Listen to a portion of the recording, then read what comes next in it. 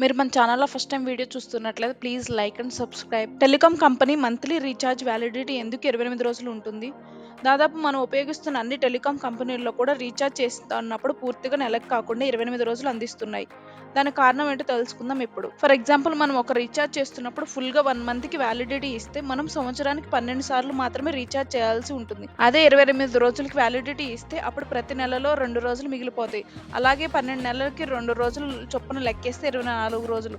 అంతేకాకుండా మధ్యలో 7 నెలలకు 31 రోజులు ఉంటాయి. అలాగే ఫిబ్రవరి నెల కోసం 2 రోజులు తీసివేసినా కూడా ఈ మిగిలిన ఈ అన్ని రోజులు కలుపుకున్నా కూడా సుమారుగా 30 రోజులు వస్తాయి. అంటే పూర్తి నెల. ఇంకా కొంచెం సింపుల్‌గా అర్థం కావాలి అంటే సంవత్సరానికి 365 రోజులు కదా! 365 డివైడెడ్ బై 28 వేస్తే 13 నెలలు వస్తాయి. సంవత్సరానికి 12 నెలలు రీచార్జ్ చేయాల్సింది 13 నెలలు చేయాల్సి వస్తుంది. సో, ప్రతి కస్టమర్ మీద 1 మంత్ అమౌంట్ ఎక్స్‌ట్రా వస్తుంది. ఇలా ఎక్స్‌ట్రా వచ్చే 30 రోజుల వల్ల టెలికాం కంపెనీలకు చాలా లాభం వస్తుంది. అయితే ట్రై అంటే telecom regulatory authority of India. మన ఇండియాలో టెలికాం కంపెనీని రెగ్యులేట్ చేసే ఒక సంస్థ. ఈ ఇండియాలో ఉండే అన్ని టెలికాం కంపెనీని కూడా కనీసం 30 రోజులు వ్యాలిడిటీ ఉండేలా చేయాలని ఆదేశించింది.